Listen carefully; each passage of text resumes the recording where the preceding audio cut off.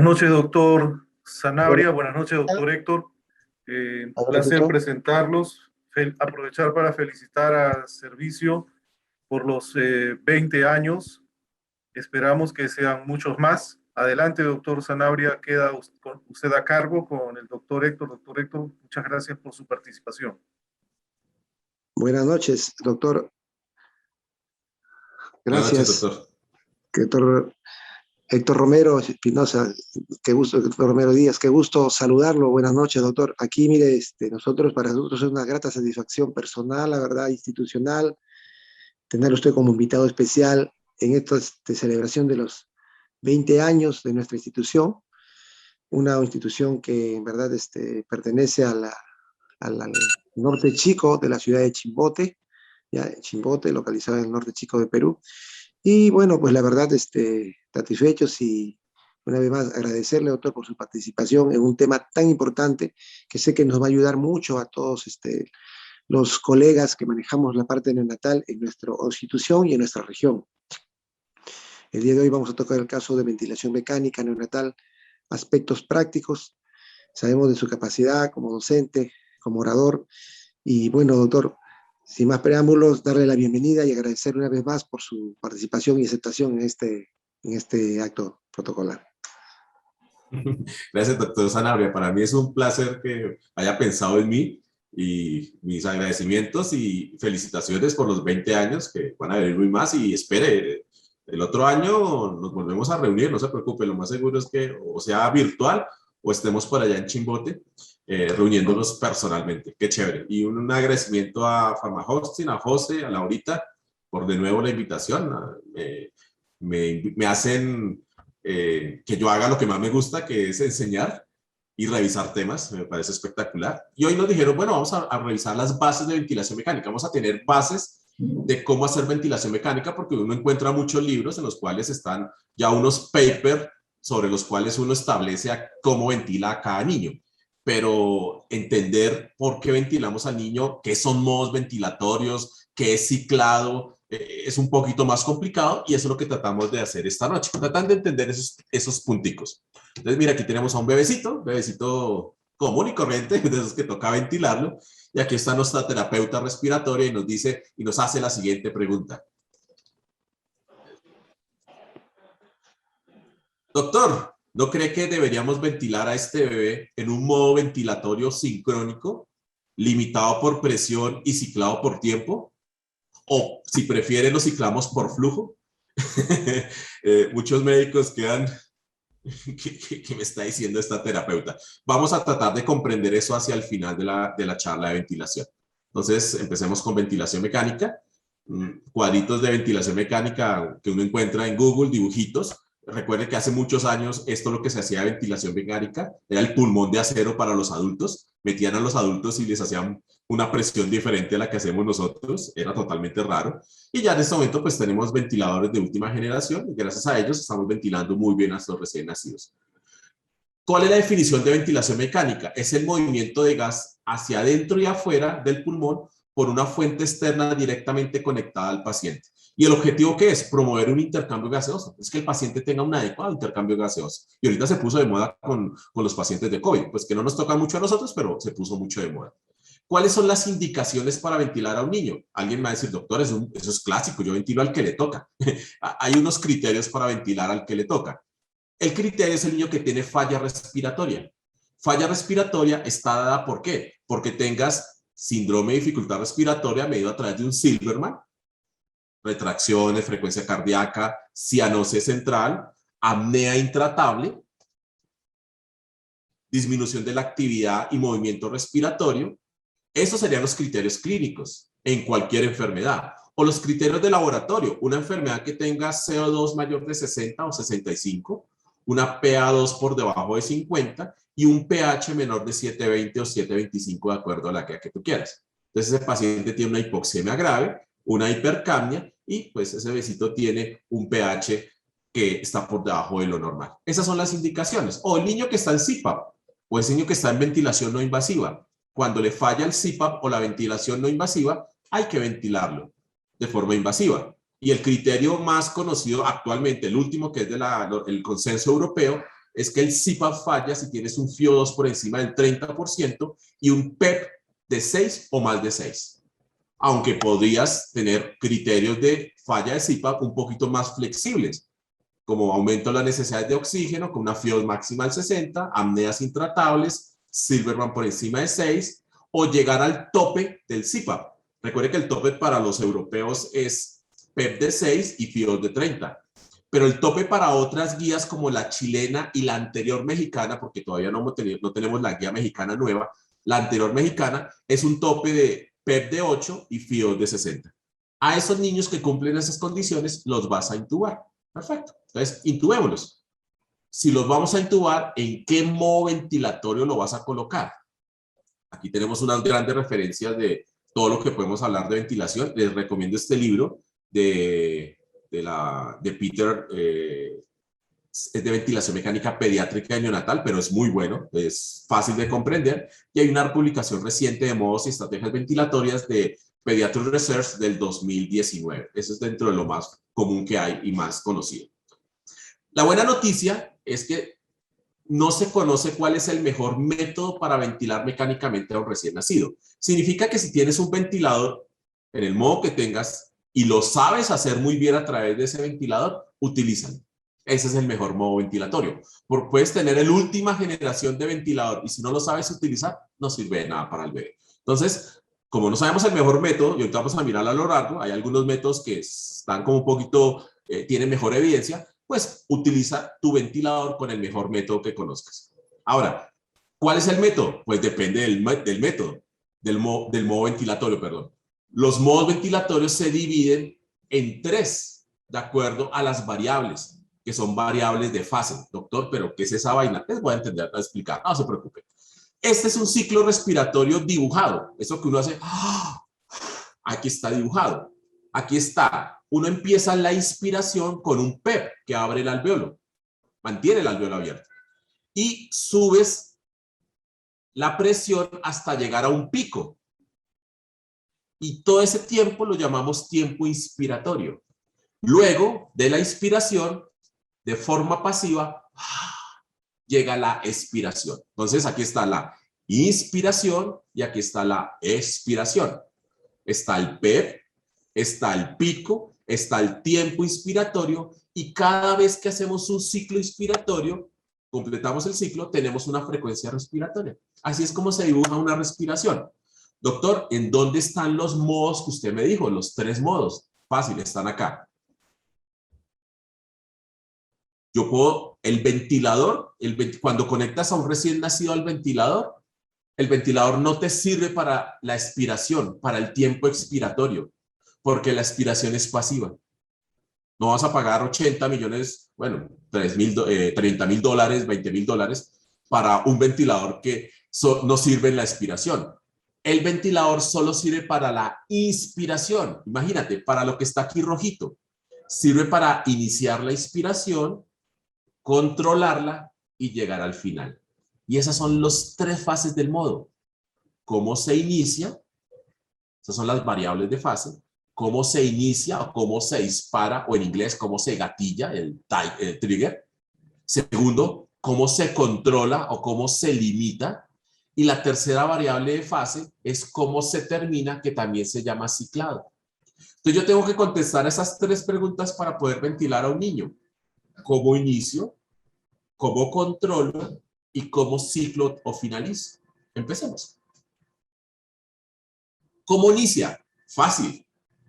Si el niño está conectado al ventilador, solo hay 2 cosas que pueden iniciar la respiración. O el niño o el ventilador. ¿Sí? La respiración puede ser gatillada, disparada o iniciada por el niño o por el ventilador. Idealmente será por el ventilador, ¿sí? Sería ideal. Entonces, puede ser disparada por el ventilador o puede ser disparada por el paciente. Si es disparada por el paciente, el ventilador tiene que sincronizarse con el esfuerzo del niño, porque no pueden caer 2 respiraciones al mismo tiempo, o eso elevaría las presiones mucho. Entonces, el ventilador tiene que estar pendiente de que en qué momento el niño respira para él estar quieto y en qué momento el niño no respira para él entrar a actuar. Eso llamamos modo sincronizado. Y modo no sincronizado es cuando el ventilador dispara las respiraciones, todas las respiraciones, independiente del esfuerzo del niño. Si coinciden o no coinciden, el ventilador no le importa. Él está programado para dar todas las respiraciones. Entonces, si el ventilador está programado para dar todas las respiraciones, él no está sincronizado con el niño, ¿cómo se llama ese modo ventilatorio? Fácil. Es el modo ventilatorio en el cual el ventilador manda de forma intermitente todas las respiraciones al bebé. Manda de forma intermitente todas las ventilaciones al bebé. A eso lo llamamos ventilación mandatoria intermitente. Y es un modo ventilatorio iniciado por el ventilador que es no sincrónico. No es lo ideal, ¿cierto? Porque si el ventilador va por un lado y el bebé va por otro lado, pues no es justo con el bebé. Van a estar en conflicto y van a estar peleando y va a tener un esfuerzo respiratorio el bebé. Va a tener más trabajo y el ventilador en cualquier momento coincide la respiración del bebé al mismo tiempo y le produce un neumotórax. Por eso ese modo ventilatorio dejó de usarse, aunque algunos ventiladores todavía lo tienen. Lo ideal que sería que el ventilador se sincronizara con el niño. A eso lo llamamos modo sincronizado. ¿Y cuáles son? Pues existe el mismo IMB, ventilación mandatoria intermitente, pero se sincroniza con el esfuerzo del bebé. ¿Cómo se llamaría un IMB sincronizado? SIMB. Fácil y muy conocido, ¿cierto? Entonces significa que es un IMB, pero que se sincroniza con el bebecito. Excelente. Disminuye el esfuerzo respiratorio, trabajo respiratorio del bebecito y no produce neumotórax. Ahora, hay otros modos ventilatorios que se sincronizan con el esfuerzo del bebé. Se llaman asistido controlado y ventilación soportada por presión. Ahorita vamos a mirar en qué consisten esos otros modos ventilatorios. La otra pregunta, ¿se acuerdan del otro modo? Entonces ya sé cómo inicio. Puede iniciar el ventilador o el niño. Y puede ser sincrónico o no sincrónico. Perfecto. Ahora, ¿cómo se controla para que llegue hasta el final el flujo de aire? Se controla solo de dos formas. El control lo llamamos controlado o limitado. Se controla por presión o se controla por volumen. Los adultos controlan sus pacientes ventilados por volumen. Los pediátricos también lo controlan por volumen. En neonatos controlamos por presión. ¿Qué significa? Que yo como médico asigno las presiones al bebé. Significa que son fijas las presiones. Yo las limito, les pongo el número que tiene que tener. Y el ventilador sube y baja los volúmenes corrientes con tal de que siempre se obtenga el mismo presión para el bebé. La misma presión inspiratoria pico y la misma presión al final de la aspiración, pico y PEP. Entonces yo como médico asigno el botón del PEP y asigno el botón del PIP. Aquí está. ¿Cuáles son esos modos ventilatorios en los cuales yo asigno el botón del PIP y el PEP? Pues el mismo IMB, el SMB, el asistido controlado y la ventilación soportada por presión. Pero también existen los modos controlados por volumen, que recuerde que es de pediatría de adultos. ¿En qué consiste? El médico controla el volumen corriente. Significa que mueve un botón que le colocaron el nombre de volumen corriente. ¿Qué hace el ventilador con tal de siempre obtener el mismo volumen corriente que el doctor fijó? Pues el ventilador lo que hace es subir y bajar las presiones. ¡Wow! Entonces eso nos asustó al principio. Porque ¿cómo ventilamos a un niño por volumen? ¿Sí? Si el ventilador tiene la potestad de subir y bajar las presiones. Si las sube mucho, totea el pulmón del bebé. Si las baja mucho, forma telectasias.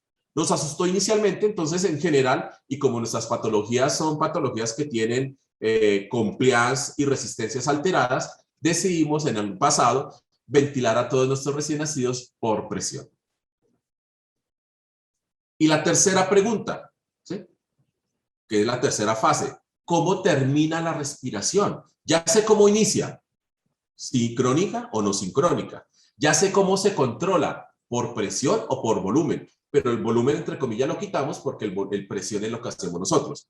¿Y cómo se terminaría? Se puede terminar de dos formas. Por tiempo o por flujo-volumen.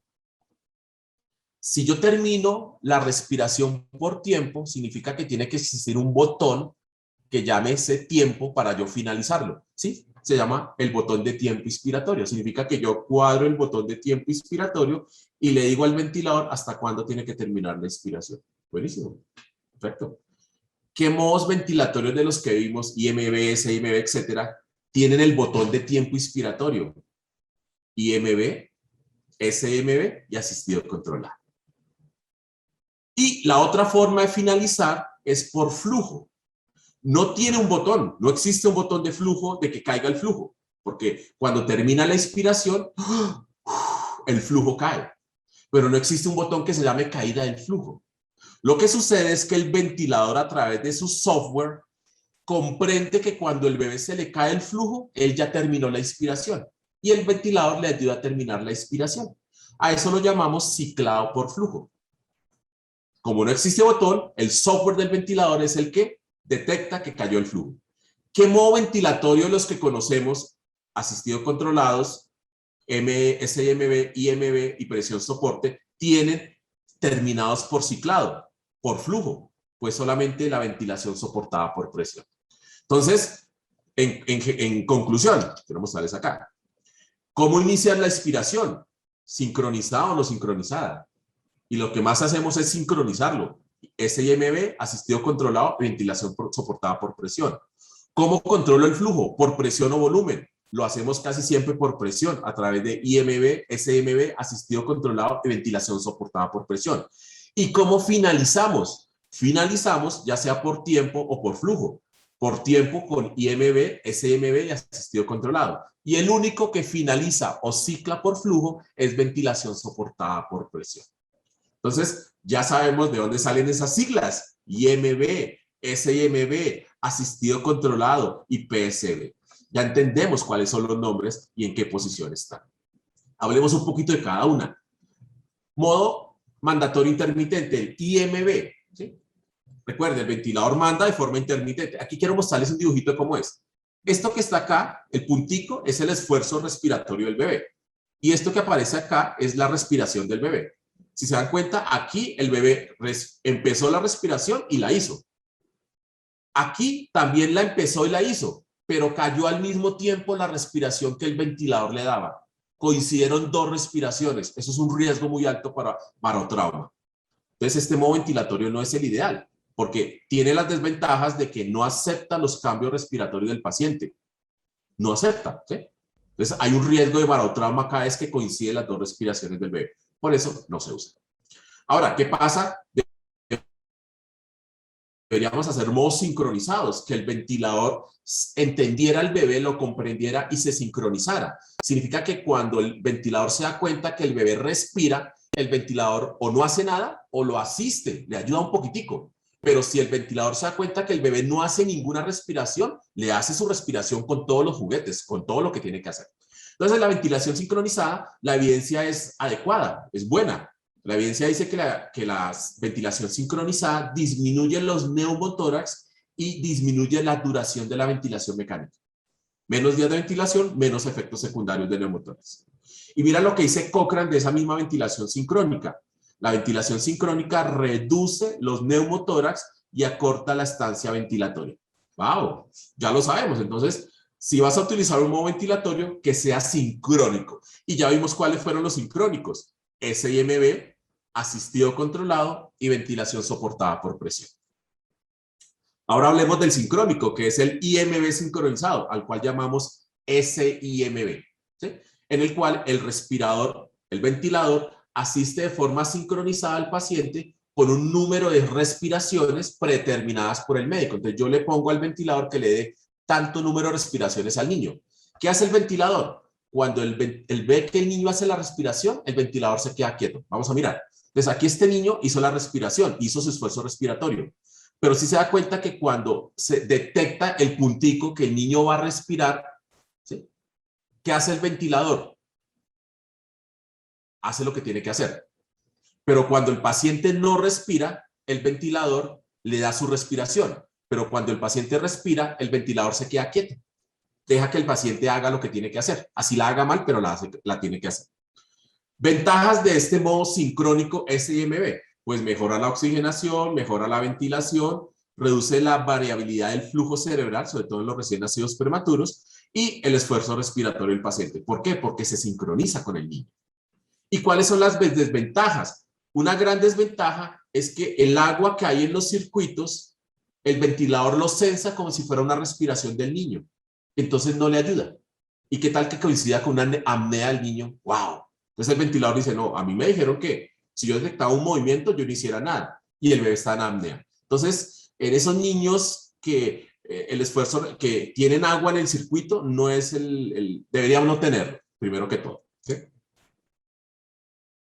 Ahora, ¿qué sucede entonces si ese ventilador, en el momento que el paciente no hace las respiraciones, en el momento que no hace las respiraciones, el SMB le da su propia respiración al bebé? Perfecto. Pero cuando el paciente hace la respiración, SMB se queda quietico, esperando que el bebé haga algo. Como uno dice, oye, no seas tan malo, también trata de ayudar al niño en ese escenario, cuando el bebecito no hace una respiración por sí solo. Entonces se creó un modo ventilatorio híbrido, mixto, que es el SIMB con presión soporte. Esta presión soporte, ¿sí?, lo que hace es asistir las respiraciones espontáneas del paciente que no son asistidas por el ventilador. Entonces, aquí veamos. Esta respiración, aquí por ejemplo, esta respiración no es asistida por el paciente. Aquí está la respiración que da el ventilador, que es la grandecita, y cuando el paciente no hace su respiración, ¿qué hace el ventilador? Le pone un poquito de presión. Le pone un poquito de presión y al ponerle presión, pues el paciente no se cansa tanto. ¿Qué tanta es esa presión que le coloca? Se llama presión de soporte. ¿Cuál es la ecuación para saber la presión de soporte? ¿Cuánta presión de soporte tengo que colocarle? Le colocamos habitualmente el 50% de la diferencia de las dos presiones. Hagámoslo práctico. Tienes un pico de 15, tienes un PEP de 5. 15 menos 5 da 10. El 50% de 10 es 5. Significa que la presión soporte que le colocas a SMB es 5 puntos. Y los ventiladores te dan eso. Otro modo ventilatorio es el asistido controlado. Este es buenísimo, buenísimo. Este es cuando el bebé no respira, el ventilador le manda una respiración con todo. Eso lo llamamos controlado. Pero cuando el bebé sí respira y tiene esfuerzo respiratorio, adivine qué hace el ventilador de forma paternal. Le asiste la respiración para que la haga perfecta. Imagínense. Entonces, cuando no la hace, se la hace completa. Y cuando la hace, se la asiste para que la haga de forma perfecta. ¿Será que ese bebé se va a cansar? No, porque le están haciendo todo, ¿sí? A ese modo ventilatorio lo llamamos asistido controlado. Pues, si se dan cuenta, es un modo ventilatorio que tiene muchas ventajas. Disminuye los requerimientos de sedación, evita que el bebé se fatigue. Es espectacular en los recién nacidos prematuritos, que se van cansando, y cada vez que se cansan, pues entra el ventilador y le asiste la respiración. Recuerden que en SMB, cuando el paciente no la hace, el ventilador se queda, cuando el bebé hace la respiración, el ventilador se queda quieto. Él dice, usted la hizo, así la haga mal, usted la hizo.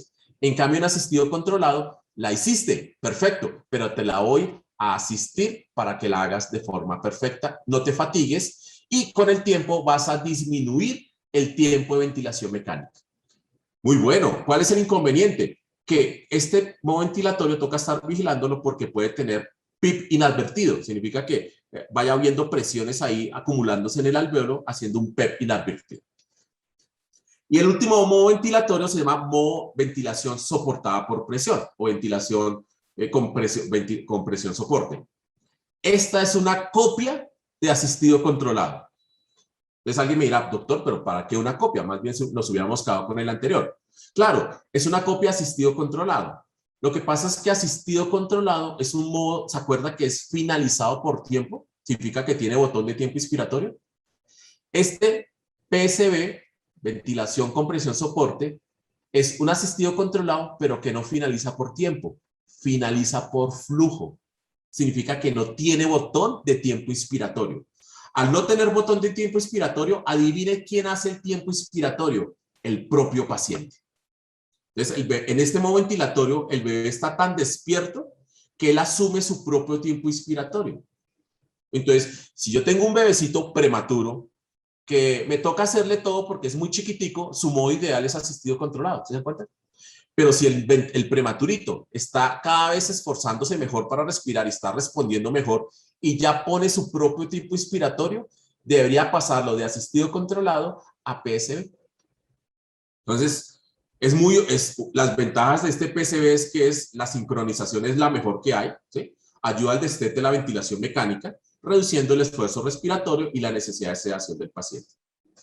Hasta ahí muy bien, doctor, estos son los modos ventilatorios que conocemos. Pero siempre nos quedó una duda. ¿Cómo así que yo ventilo por presión, ¿sí?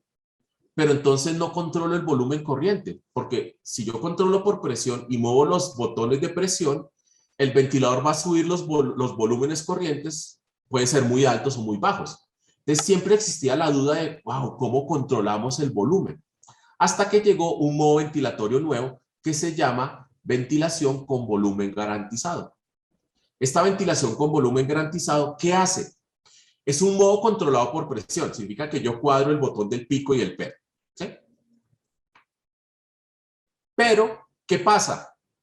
Yo puedo cuadrar el volumen corriente. ¡Wow! Yo le puedo cuadrar para que el ventilador, cuando vaya a subir el volumen corriente, no se suba tanto. Es que hace ese modo ventilatorio, ¿sí?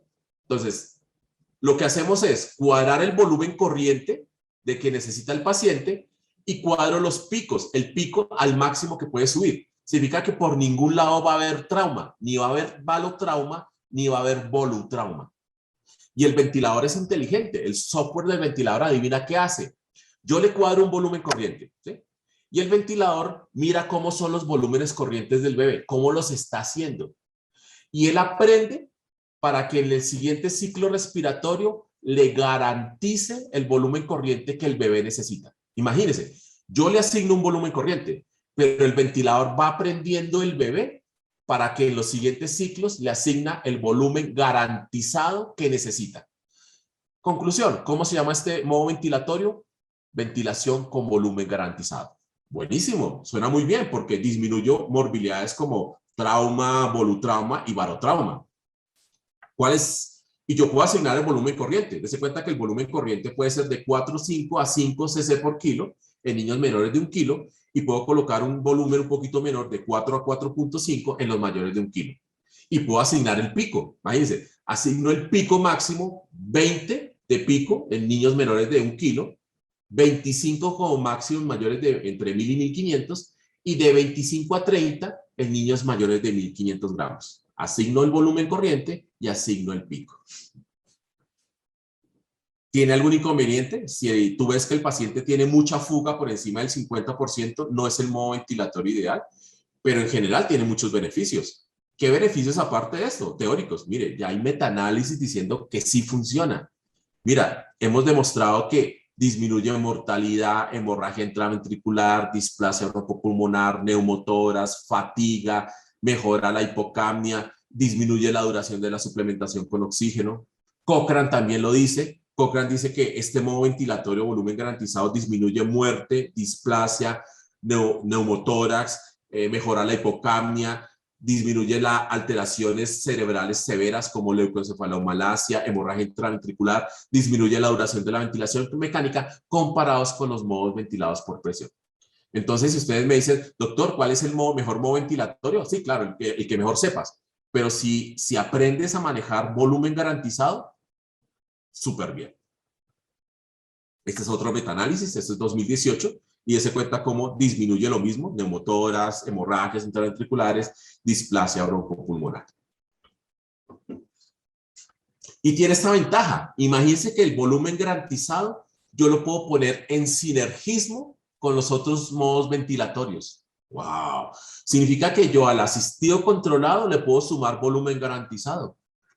Al SMB le puedo sumar volumen garantizado. Y a la ventilación soportada por presión le puedo sumar volumen garantizado. Imagínense, entonces yo puedo crear modos híbridos, ¿sí? Claro, no todos los ventiladores tienen el software para tener esos modos híbridos, pero si tienes un volumen garantizado, con el solo volumen garantizado. Y aquí está el flujograma que aparece en el libro que les mostré. Si yo tengo asistido controlado, le puedo poner volumen garantizado. Y si tengo SMB, puedo optar por tener volumen garantizado o no volumen garantizado. Eso es hacer las cosas bien. Alguien en algún momento me dijo, doctor, ¿cuántos modos ventilatorios hay? Porque usted me mostró asistido controlado, SMB, IMB, ventilación soportada por presión y volumen garantizado. Usted me está mostrando 5. Imagínense que hay una publicación del 2015 que dice que hay 16 modos ventilatorios. ¡Oh! ¿16? ¿Cómo así? Sí, hay 16, ¿sí? Pero la mayoría son combinaciones. Entonces, mire, se cuenta cómo hay una combinación de asistido controlado con volumen garantizado.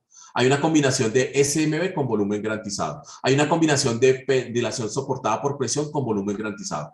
Hay una combinación de asistido controlado con volumen garantizado más reclutamiento alveolar. Y están todos los 3 modos ventilatorios de ventilación de alta frecuencia. Entonces, al final, tú combinando, pues evidentemente encuentras que pueden existir 16 modos ventilatorios. Doctor, en ese estudio, ¿qué modo ventilatorio redujo mortalidad? Que nos interesa. Ya vimos que volumen garantizado disminuye mortalidad. Significa que ventilar por volumen disminuye mortalidad. Pues aquí encontraron este metaanálisis que en la ventilación de alta frecuencia comparada con SMB con presión soporte disminuye mortalidad. El SMB sumado a volumen garantizado disminuye mortalidad.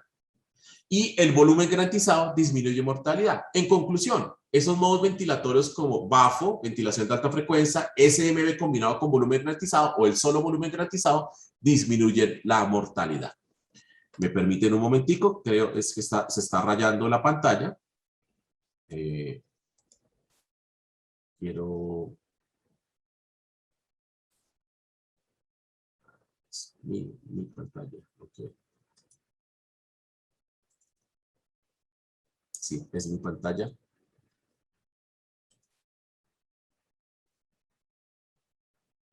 No, pena, qué pena, pero sigue rayada la pantalla mía.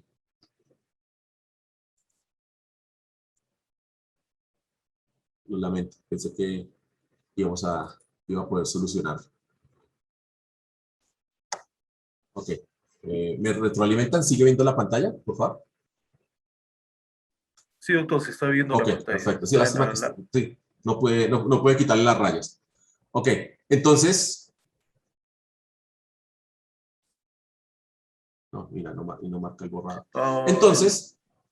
¿Cómo? Perdón, cosa. No marca el borrador, sí, claro. Sí, Ahí no es donde marca. puede ser. Pensé que iba a poder borrar. Ok, bueno, sigamos adelante y ahí vamos hablando y vamos viendo las imágenes.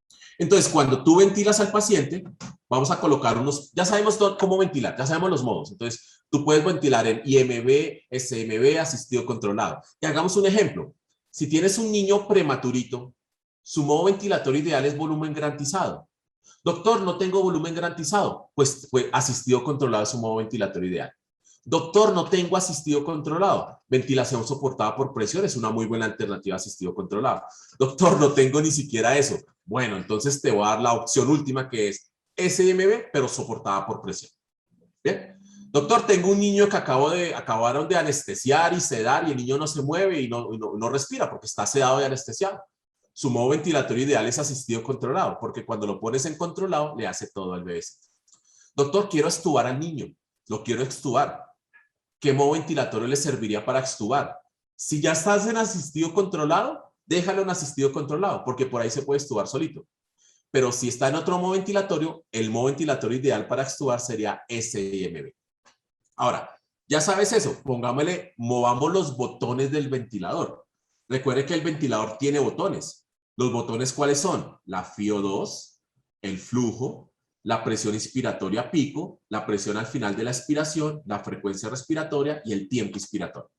Esos tienen botón. A eso lo llamamos variables independientes.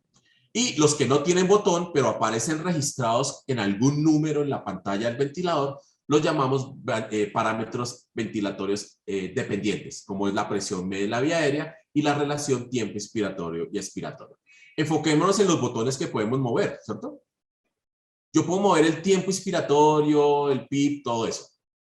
¿Qué botones movería para que mejorara la oxigenación? Mira, si yo muevo un botón, mira lo que le pasa a la oxigenación. Mejora de forma ostensible, mejora perfectamente. ¿Cuál es ese parámetro que yo debería manejar? La presión media de la vía aérea. Doctor, pero usted me dijo que no hay botón de la presión media de la vía aérea. Sí, yo sé que no hay botón, pero la fórmula de la presión media de la vía aérea te dice cuáles son los botones que tienes que mover para mejorar la oxigenación. La presión media de la vía aérea tiene que ver con la pico, con el tiempo inspiratorio y con el PEP. Significa que si tú mueves el pico, mueves el PEP, van a aumentar la presión de la vía aérea, la media. Y por consiguiente va a mejorar la oxigenación de tu paciente. Súper bien, ¿cierto? Entonces movamos el pico. El pico permite el ingreso de aire a la vía respiratoria para el intercambio. ¿Qué picos son los que manejamos? Hay un pico mínimo, que es el que nos ayuda a extubar al paciente, que es 15 o 18. Y hay un pico máximo en el cual no podemos pasar en ventilación convencional. ¿Por qué? Porque daña el pulmón y es un parámetro de que es lo máximo que puedes llegar. ¿Cuáles son los picos máximos a los cuales puedes llegar? Dependen del peso. 18, 20, 25, 28. Ahorita les voy a mostrar. Entonces, sabemos que el pico a través de la presión media de la vía aérea mejora la oxigenación. Y el pico, a través del cambio del volumen corriente, mejora la ventilación.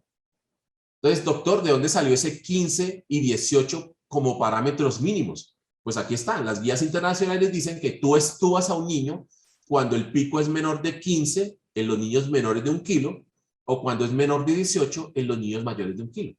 Ese es el pico que tú buscas bajar para extubar al paciente. ¿Y cuál es el pico máximo que aguantamos y toleramos?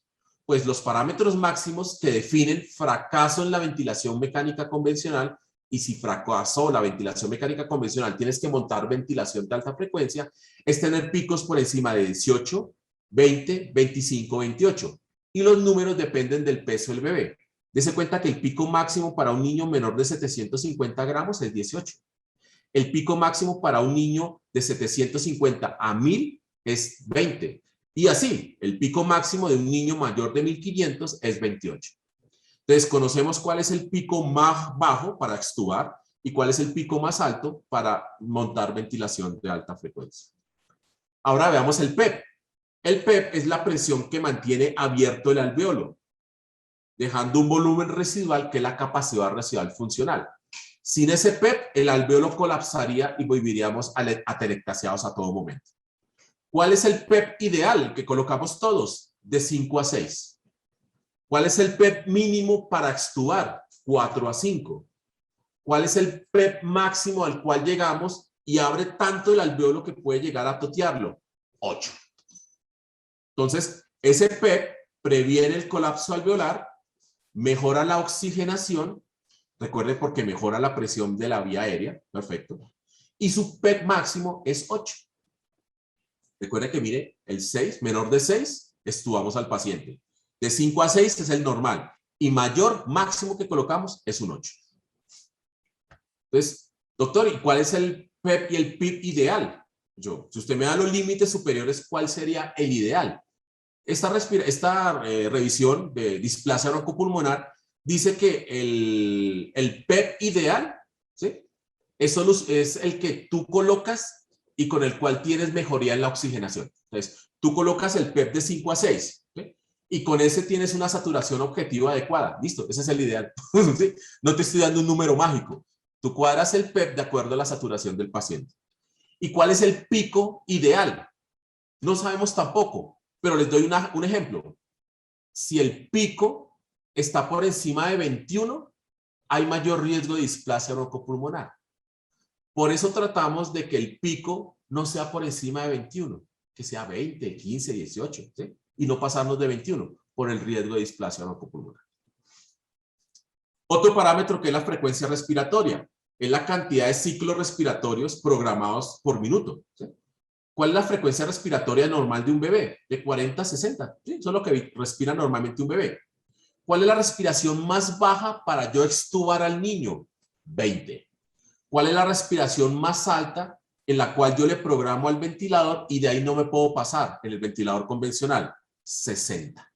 ¿Sí? Entonces sabemos que el bebecito respira entre 40 y 60, pero lo máximo que programamos en ventilación convencional es 60. Y les digo por qué. Mire, los criterios de extubación es una frecuencia respiratoria por debajo de 20. ¿Sí? Entonces, la mínima es 20. Y el máximo es 60, porque 60 ya define fracaso en la ventilación mecánica convencional. Y el otro parámetro, que es el tiempo inspiratorio. El tiempo inspiratorio ideal, teórico, se hace a través de las constantes de tiempo. ¿Qué es esa vaina? La constante de tiempo es la compliance por la resistencia. Y es el tiempo que se tarda para alcanzar el volumen corriente. Entonces hagamos un ejemplo sencillo. Si la constante de tiempo es la resistencia por la compliance y un niño, ejemplo, tiene una compliance de 2 mililitros por centímetro por metro cuadrado, ¿sí? Y tiene una resistencia de 40 centímetros de agua por litro por segundo, cuando tú haces la multiplicación te da 0.08 segundos. Significa que una constante es igual a 0.08 segundos. ¿Cuántas constantes de tiempo nosotros necesitamos para tener una respiración efectiva, un neonato? De 3 a 5 constantes de tiempo. Entonces es muy fácil.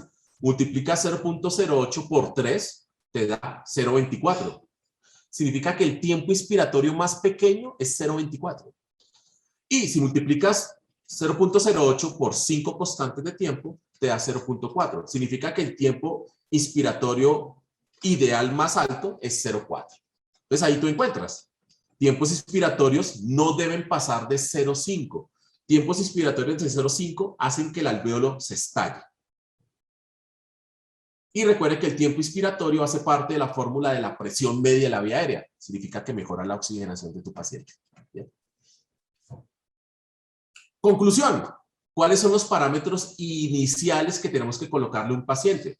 De forma teórica, el pico, lo suficiente para que mueva el tórax. Recuerden, ideal no pasar de 21. El PEP, lo suficiente para reclutar alvéolos. Y lo miramos a través de la saturación de oxígeno.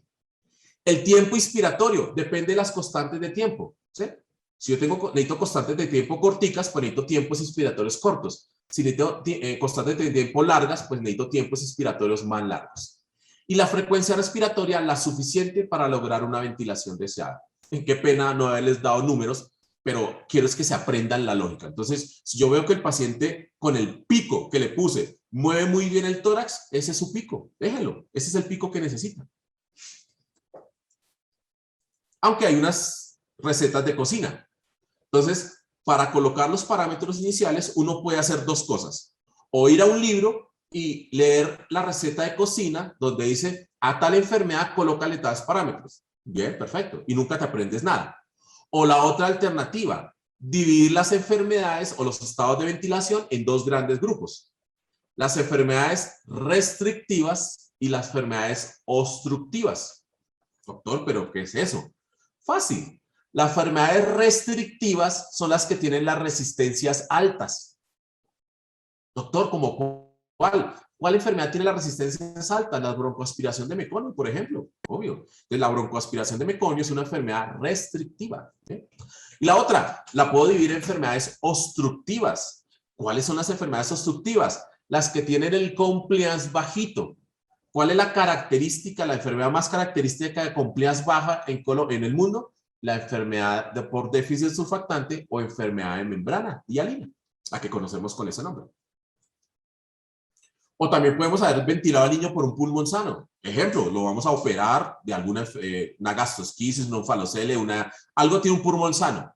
Entonces, si tienes un pulmón sano, pues tus constantes de tiempo tienen que ir entre lo normal, para que den tiempos inspiratorios entre el punto 24 y punto 4, ¿cierto? Eso es lo que tienes que tomar normal. Si tienes una enfermedad obstructiva, significa que la compliance está baja. Ya vimos, membrana hialina. También la hernia diafragmática. El niño que hace una membrana hialina por consumo, lo que llamamos el SRA neonatal. El niño que hace edema pulmonar se comporta como una enfermedad obstructiva con compliance baja. Los niños que tienen hiperflujo pulmonar por alguna cardiopatía, los que tienen neumotórax, los que están distendidos de forma abdominal por alguna patología abdominal o los que tienen un derrame pleural y tienen comprimido el pulmón disminuyendo la compliance. Todas estas patologías son obstructivas. Obstructivas porque tienen la compliance bajita. ¿Cuál sería el tiempo inspiratorio de esos niños? Recuerden, la constante de tiempo es la multiplicación de compliance por resistencia. Si la compliance está baja, significa que las constantes de tiempo son bajas. Por consiguiente, los tiempos inspiratorios que necesito son bajos o cortos. Entonces, en enfermedades obstructivas, requiere tiempos inspiratorios cortos. todas esas enfermedades, cuando tú le cuadras el tiempo inspiratorio, es un tiempo inspiratorio que tiende a ser entre 0.25 y 0.35. Y para compensar este tiempo inspiratorio corto, colocas frecuencias respiratorias altas. ¿Cuáles son las frecuencias respiratorias altas? De 40 a 60. ¿Si se dan cuenta que no necesito saberme la receta de cocina? Si yo solamente sé si es una enfermedad obstructiva, yo sé que necesita tiempos inspiratorios cortos y frecuencias respiratorias altas. Ahora, ¿qué pasa con las enfermedades restrictivas? Restrictiva significa que la resistencia de la vía aérea está aumentada. ¿Cuál es la característica? La broncoaspiración de meconio. La otra característica, la membrana alina que le colocaste surfactante. Esa ya tiene resistencias altas. La displasia broncopulmonar es una característica de tener resistencias altas, igual que la hipertensión pulmonar. Y siendo congruente con eso, si tengo resistencias altas, significa que las constantes de tiempo son prolongadas. Por consiguiente, los tiempos inspiratorios que necesito son prolongados. Y ahí está la lógica. Constantes de tiempo prolongadas. Ya. Y para compensar esas constantes de tiempo prolongadas, ¿qué tengo que hacer con las frecuencias cardíacas? Bajar las frecuencias cardíacas. Cuidado por ahí. ¿Listo? Entonces, conclusión. Enfermedades restrictivas, necesito constantes de tiempo más largas con frecuencias respiratorias más bajas. Y entonces aquí están los cuadritos de receta de cocina. Doctor, ¿cuáles son los parámetros de una membrana alina? Aquí está. Es una publicación de Seminars. Aquí está si lo ventilas por ventilación por soporte, por ventilación por volumen garantizado, si lo pones en alta frecuencia o en alta frecuencia por jet. Y aquí están los parámetros. Y mire, una enfermedad membrana alina es una enfermedad que necesita tiempos inspiratorios cortos, si se dan cuenta, con frecuencias respiratorias altas. Aquí está para broncoaspiración de meconio, es el otro extremo. Necesito tiempos inspiratorios largos con frecuencias respiratorias bajas. Aquí está para hernia diafragmática, para hipertensión pulmonar. Recuerden que la hipertensión pulmonar se comporta con tiempo, necesita tiempos inspiratorios largos, ¿sí? Y frecuencias respiratorias bajas. Y si quieren el libro de receta de cocinas, ahí está el libro de ventilación en neonatos, donde te dice patología, ejemplo, apnea. ¿Cuál es el modo ventilatorio que sería el ideal para el niño? SMB. ¿Cuál sería el PEP para colocar? ¿Cuál sería el volumen corriente que le garantizarías a través del pico? ¿Y cuál sería el tiempo inspiratorio y cuál sería la frecuencia respiratoria? ¡Wow! Es un buen libro, ¿sí? Entonces, para cada una de las patologías, niños que se fueron para cirugía abdominal, mire, niños que tienen enfermedad difusa alveolar, niños que tienen hemorragia pulmonar, ¿sí? Niños que tienen una enfermedad localizada como una neumonía localizada, ahí está el modo ventilatorio ideal. ¿Se dan cuenta que todos en general se van por asistido controlado o SMB más presión soporte? Igual acá, niños que tienen enfermedad inflamatoria intersticial, niños que tienen enfisema intersticial pulmonar, neumotórax, los que tienen hipertensión pulmonar con pulmón sano o con pulmón dañado, y los que tienen patología como el ductus. Y también están los niños que tienen patologías como cardiopatías ductus dependiente, o los que tienen distrofias musculares. Ahí están los cómo ventilas a cada una de esas patologías, las raras y las más comunes. Pero yo quería que se aprendieran restrictivas y obstructivas. Y si yo ventilo a un niño, tengo que mejorarles, porque el objetivo de la ventilación es mejorar el equilibrio ácido-base y mejorar la oxigenación y la ventilación. Entonces, si yo lo ventilo, necesito tener que el niño esté normoxémico, PA2 por encima de 50, en un niño prematuro, y entre 50 y 70 en un niño cercano al término. Normocápnico significa que la PC2 esté entre 35 y 50, con un pH por encima de 7.20 en el prematuro y de 7.25 en el recién nacido a término. Estos son los objetivos gasométricos. Recuerden, yo ventilo al niño, le tomo unos gases para saber cómo queda. Y si quieres saber el valor de gases normales en recién nacidos, prematuros y a término y muy a término, aquí está la tablita que está en el libro de ventilación mecánica de Goldsmith. Aquí está, entonces aquí está el recién nacido a término, el recién nacido prematuro de 30 a 36 semanas y el prematuro menor de 30 semanas. Ahí están los valores normales de pH, PCO2, bicarbonato, base exceso y PO2. Y recuerde que si yo quiero mejorar la oxigenación de mi paciente, tengo que mejorar la PA2. La única forma es subirle a la FiO2, significa que subo el botón de la FiO2, y la otra forma de mejorar la oxigenación es mejorando la presión media de la vía aérea. Doctor, no existe botón de la presión media de la vía aérea. Lo sé, pero el botón de la presión de la vía aérea tiene subbotones, que es el pico y el PEP. En conclusión, si yo quiero mejorar la presión media de la vía aérea, mejoraría el pico, el PEP y el tiempo inspiratorio. Y aquí está, esta publicación que es de Neonatal Network, te dice, tú para mejorar la oxigenación, incrementas la FiO2 entre 5 a 10%, incrementas la presión media de la vía aérea, pero como no la puedes mover el botón porque no existe, incrementas el pico o el PEP, lo incrementas de 1 a 2 centímetros de agua. Si no logras, puedes incrementar el tiempo inspiratorio. Doctor, ya le moví todo eso y nada que mejora la oxigenación. Bueno, entonces lo que puedes es agregarle ventilación soportada por presión a SMB. ¿Se acuerdan? Si tienes solito SMB, le pones ventilación soportada por presión. Doctor, no mejora con eso. Lo lamento, tienes que montarle ventilación de alta frecuencia. Y ahí está el flujo, ahí está cómo le das. Cada uno va pasando paso a paso. Doctor, yo no tengo un problema de la oxigenación, mi problema es de la ventilación. ¿Qué hacemos? Para mejorar la ventilación tenemos que eliminar CO2. ¿Cómo elimino CO2? Respirando rápido, significa aumentando la frecuencia respiratoria y que en cada respiración yo elimine más volumen corriente. ¡Wow! Significa que yo puedo eliminar CO2, barriendo CO2, aumentando la frecuencia respiratoria y o aumentando el volumen corriente. Entonces me vas a decir, doctor, pero recuerde que no tenemos botón de volumen corriente porque es asistido controlado o SMB. Tranquilización. ¿Tú cómo mejoras el volumen corriente? Imagínense que el volumen corriente es la diferencia que hay entre las dos presiones, entre el pico y el PEP. La distancia entre los dos es el volumen corriente. ¿Cómo mejorarías esa distancia? Fácil. Subo el de arriba, significa que subo el pico. O la otra opción es bajar el PEP. ¿Se dan cuenta que cuando alejo los dos, mejoro el volumen corriente? Y así está establecido. Entonces, si yo tengo un PC2 muy elevado, 55 para arriba o por encima de 80, el plan inicial es subir el pico, 1 o hasta 4 puntos. Y si no logré, subo el pico. Y si no logro con eso, la segunda opción es aumentar la frecuencia respiratoria para que elimine más CO2. Una tercera opción sería bajar el PEP, ¿cierto? ¿Qué pasa, doctor, cuando subí el pico al máximo? ¿Se acuerda que ya vimos los máximos? 18, 20, 25, 28, de acuerdo al peso del niño. Doctor, ya subí el pico máximo y no mejoró.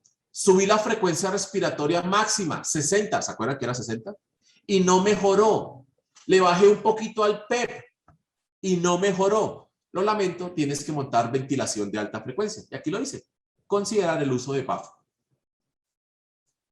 Recuerden que yo modifico los parámetros de 1 a 1. Si el paciente va mejorando o empeorando, yo no le subo todos los botones al ventilador, no. Es de 1 a 1 o máximo 2 botones a la vez, ¿sí? Y yo aumento el pico de 1 o hasta 4 centímetros de agua. El PEP lo modifico 1 a 2 centímetros de agua. El tiempo inspiratorio lo modifico de 0,1 a 0,15 segundos. La frecuencia respiratoria la modifico entre 4 y 6 respiraciones. Si estaba en 40, pues le subo de 40 a 46, ¿sí? Y el FiO2 lo modifico entre 5 y el 10%. Si estaba en 21, pues lo paso 5 a 10% más. Eso es importante. Cuando ventilamos a un niño, podemos tener la opción de la sedación. Y recuerde que la sedorrelajación es individualizada, depende del bebecito. Y la indicación de sedar a un bebecito es el bebé que está asincrónico con el ventilador. Que tú ves que tiene un esfuerzo respiratorio y está luchando con el ventilador. Esa es la indicación de sedar al niño. Si a pesar de la sedación, ya sea lo ideal es que lo montan con infusión de fentanilo, si a pesar de la sedación con fentanilo el niño sigue asincrónico con el ventilador, tu siguiente opción es relajar. Aunque la relajación son muy pocos los escenarios. Dense cuenta que la única indicación así clara de sedación, de relajación, perdón, es el niño que tiene hipertensión pulmonar con crisis de hipertensión pulmonar. Y esto es para mostrarles a qué llamamos fracaso de la ventilación mecánica convencional. Significa que si fracasa la ventilación mecánica convencional, lo tienes que montar en ventilación de alta frecuencia. Y eso ya está establecido por los españoles, es el que está en español, el artículo más diciente. Y aquí dice, fracaso de la ventilación mecánica convencional está definida como, y aquí les traigo el resumen, tener una PA2 baja, una PC2 alterada, un pH alterado y a pesar de eso tener la frecuencia respiratoria al máximo de 60, la FIO2 al máximo en 80.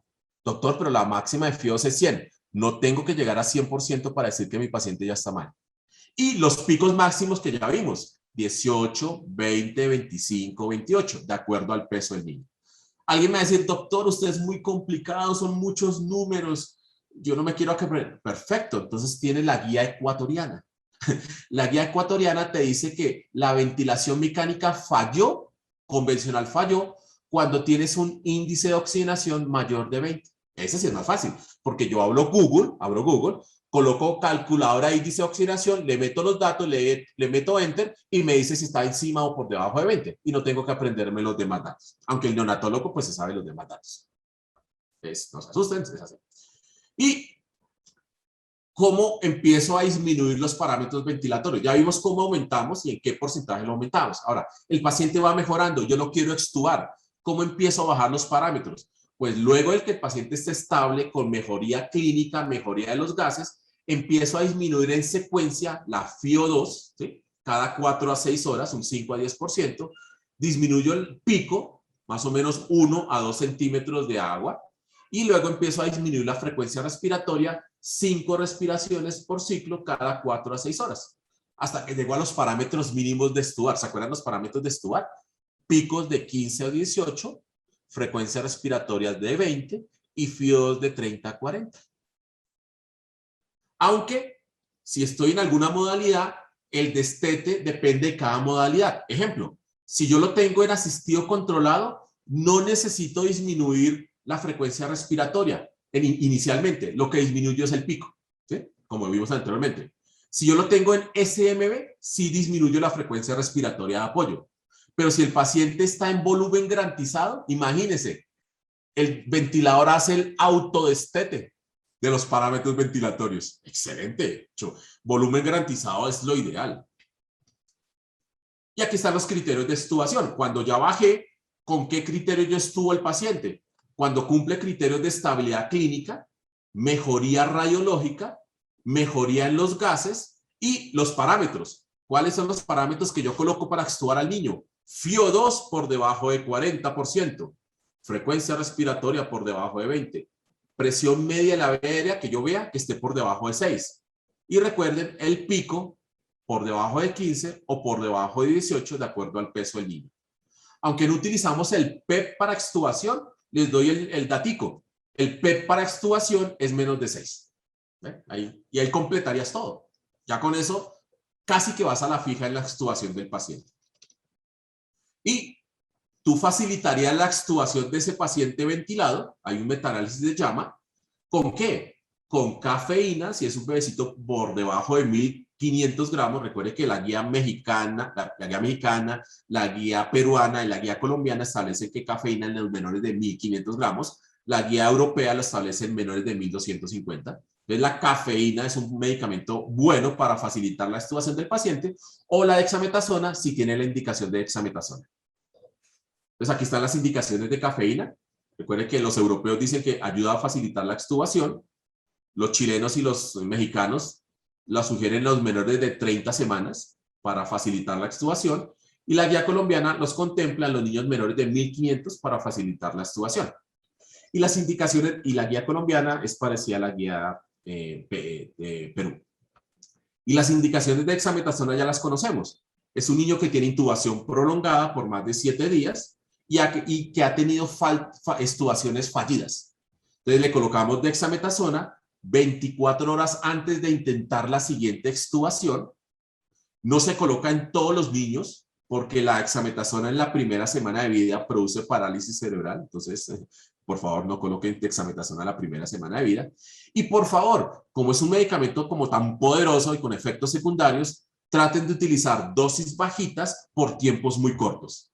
Y el esquema más utilizado es el esquema americano, el que llamamos esquema DART, D-A-R-T, el cual establece que le damos dexametasona por 10 días a una dosis acumulada de 0.89. Para saber la dosis exacta, como es el esquema DART, se meten a Google, colocan DART, esquema de dexametasona, y ahí les dicen cuánto tienen que colocarle a su bebecito.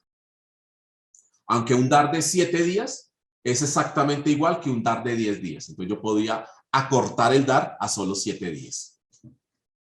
Doctor, y yo quiero neuroproteger a mi bebecito con la ventilación. Malas noticias. Esta publicación es de 2016, que son estrategias de la ventilación para neuroprotección. ¿Qué podemos hacer? Se dan cuenta que no existe una estrategia ideal que favorezca la neuroprotección. Lo lamento. Lo lamento, pero es lo que dice la evidencia hasta ese momento, y esto es del Grupo de Perinatología de México. Claro, ¿qué sabemos? Que la hipercapnia se ha asociado con alteraciones en el neurodesarrollo. La hipercapnia. Hay doctores que a mí me fascina dejar a los niños con 68 de PS2. Pilas, ese niño te va a salir mal. La otra, saturaciones objetivo por debajo de 85 se han asociado a retraso en el neurodesarrollo, enterocolitis y muerte.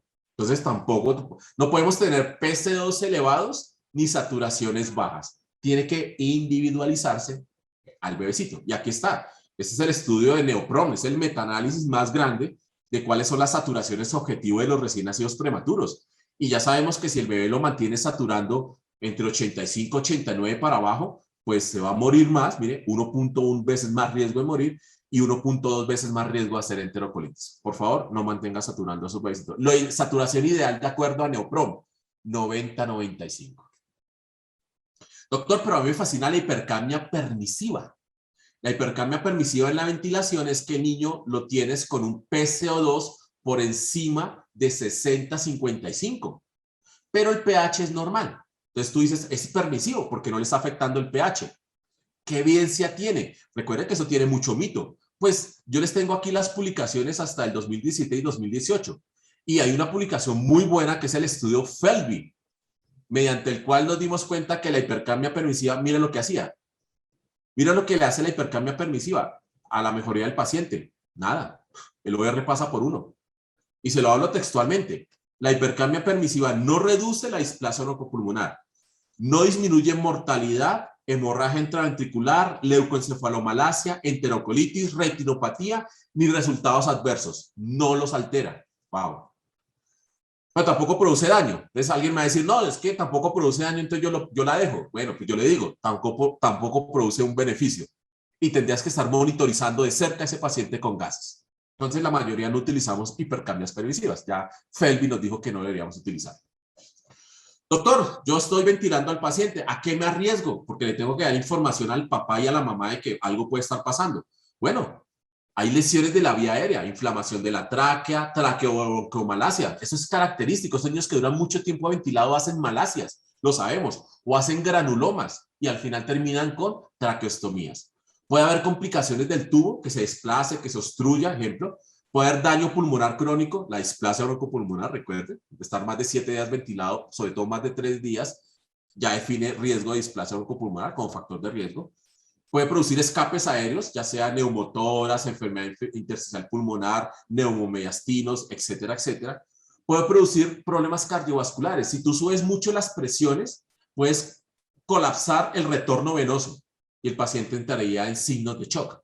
O puede producir cosas misceláneas, como mucho FIO2, retinopatía, infecciones asociadas al tubo, ventilaciones, neumonías asociadas al ventilador, etcétera, etcétera, etcétera.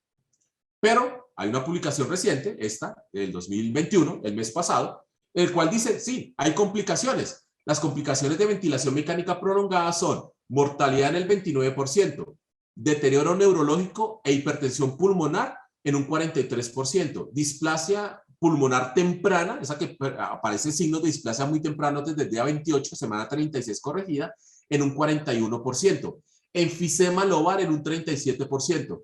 Y los bebés se demoran en adquirir la alimentación. ¡Wow! Son muchas complicaciones por ventilar a un niño, ¿sí?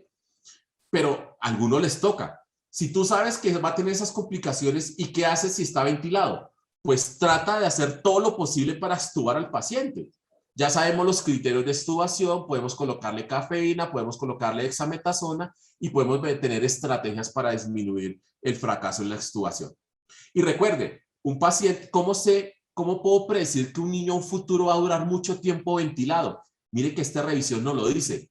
Si un niño empieza a tener PC2 muy elevadas, necesitando mucha FiO2 por encima del 40-50%, y es un bebé de edad gestacional muy pequeña, tiene un altísimo riesgo de predecir de que ese niño va a tener una ventilación prolongada. Mala cosa. Entonces, no se asusten, igual es ventilación. Tendremos oportunidad para hablar de otra, porque pues, aquí se nos fue la hora para poder hablar de otras estrategias ventilatorias novedosas, pero esto es lo básico. Esto es lo dummies que llamamos nosotros, lo más sencillo. Y le mostramos medicina basada en la evidencia. Muchas gracias. Pues quedó mucho, oye, muchas gracias a todas las más de 500 personas que estuvieron conectadas. Gracias, como siempre. Estoy abierto a las preguntas, a las dudas. Doctor Sanabria, le quedo debiendo otra charla, algo por ejemplo, interpretación de las gráficas. Se la quedo debiendo porque mis charlas son largas para tratar de explicar lo que más puedo. Ante todo, agradecerle, doctor, excelente ponencia, como siempre, usted muy didáctico, muy práctico, siempre con la evidencia actualizada. Vamos a identificar las preguntas. Hay un montón, pero seleccionaremos las que, bueno, Sí. ya, a ver.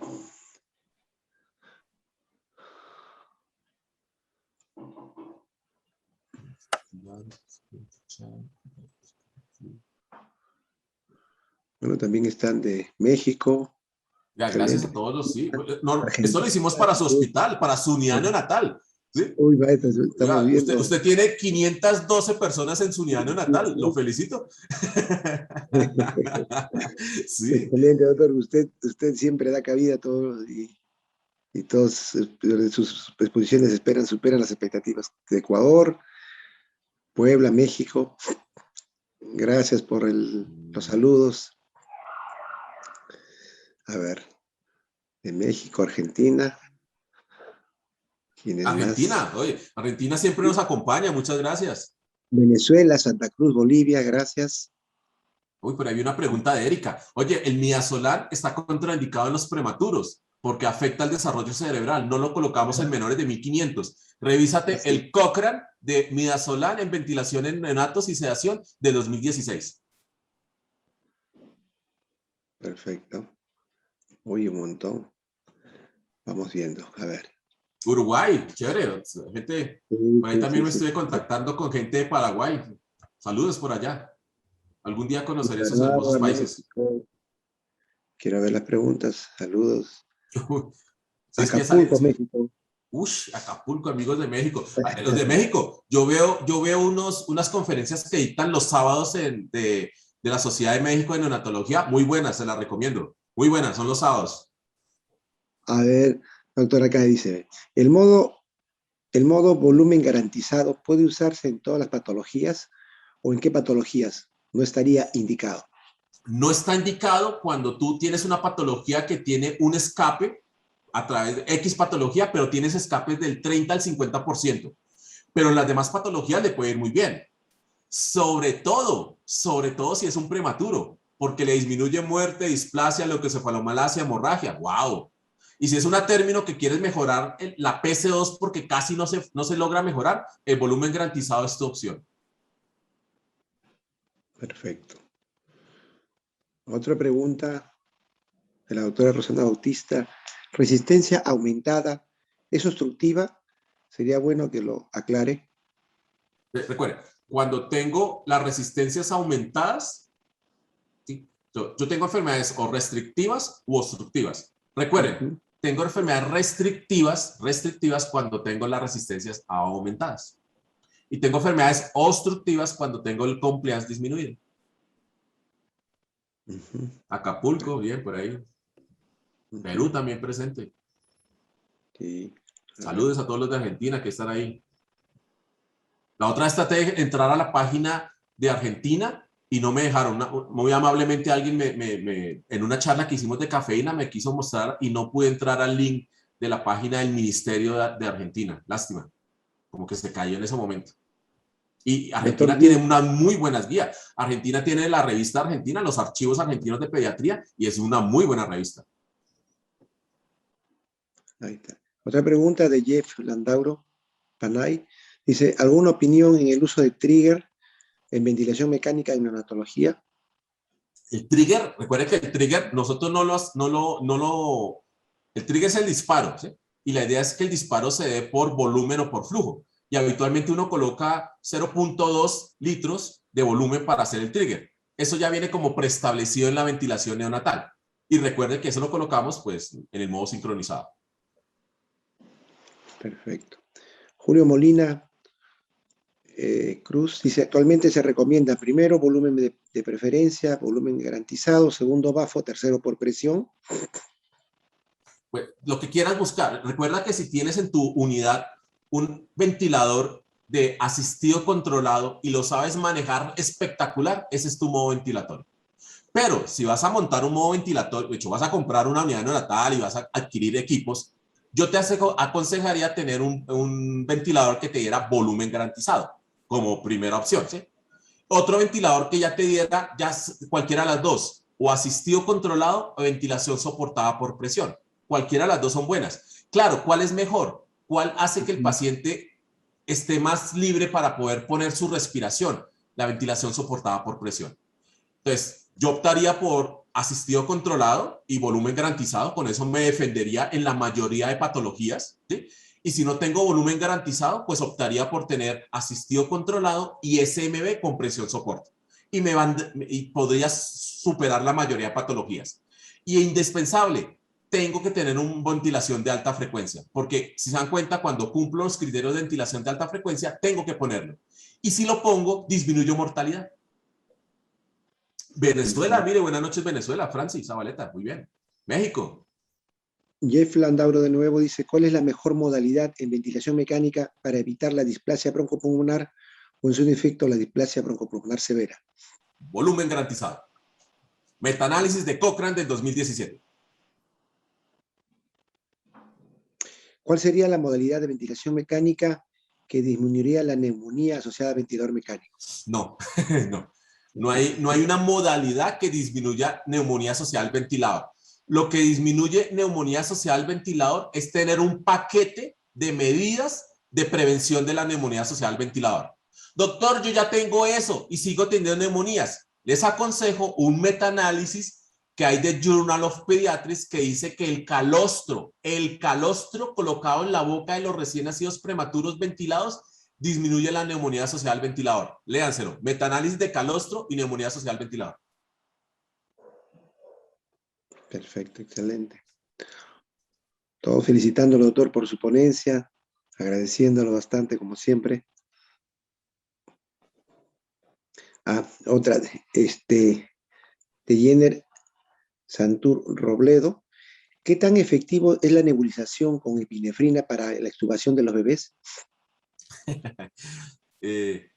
Si tú lees Cochrane en Crupox extubación, la epinefrina funciona en pediatría, El problema es que en neonatos no hay suficiente evidencia para demostrar que la epinefrina nebulizada, y peor aún, la epinefrina racémica nebulizada, disminuye el CRUP. Pero nosotros lo seguimos haciendo porque es una medida económica, ¿sí? En el otro contexto, sí hay evidencia que el CRUP se disminuye con la dexametasona. En eso sí lo sabemos, lo tenemos claro. Entonces, el CRUP post-extubación se reduce cuando el paciente ha recibido dexametasona. Y acabó de salir este mes un metaanálisis en pediatría, en Cochrane, de Heliox. Imagínense que el Heliox en pediatría, porque en neonatos tocaría extrapolar el dato. El Heliox solamente serviría cuando hay un CRUP moderado a severo, acompañado de dosis de adrenalina o dosis de dexametasona. ¿Por cuánto tiempo debería usar dexametasona para extubar un día antes u otro día después? Bueno, les cuento, la dexametasona si se coloca, tú vas a programar la extubación del paciente. Colocas la dexametasona 24 horas, una dosis antes de hacer la extubación del paciente, si la tienes muy bien programada. Pero si tú lo tienes programado a largo plazo, ejemplo, nosotros tenemos prematuros muy chiquitos que han durado mucho tiempo ventilados, que le quitas y los tubas y vuelves a fallar, lo quitas y vuelves a fallar, significa que una sola dosis de dexametasona no le va a funcionar. A ese niño tienes que montar el esquema DAR de dexametasona por 7 a 10 días. ¿Se podría utilizar hidrocortisona en reemplazo de dexametasona? léanse el estudio STOP de extubación con hidrocortisona. Aparece en JAMA del 2016. Demostró que la hidrocortisona no era más eficaz que la dexametasona en la extubación de los pacientes. ¿Cómo le queda, no? Erika Centeno. Objetivos gasométricos en cuanto a CO2 en menores de 1000 gramos.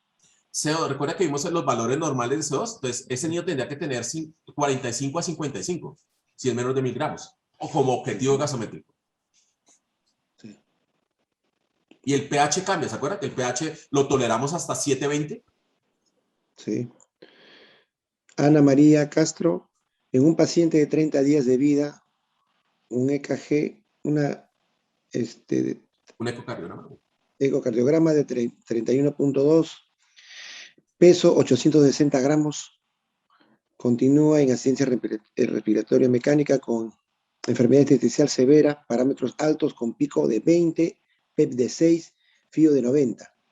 Hemodinamia, presión de presión, control, no nos permite bajar parámetros. ¿Se le puede hacer tratamiento con corticoide? Excelente. Ese es el paciente que necesita un esquema DAR, imagínense. Es el esquema que necesita un DAR prolongado por 10 días. Ese es un niño con displasia broncopulmonar fenotipo 2, que es el más severo. ¿Qué hacen los americanos? Ellos dan esquema de dexametasona y si, ejemplo, termina un esquema DAR y no lo han podido estudiar, continúan con el siguiente esquema DAR, imagínense. Y ellos pueden dar esquemas, hasta 3 esquemas DAR seguidos.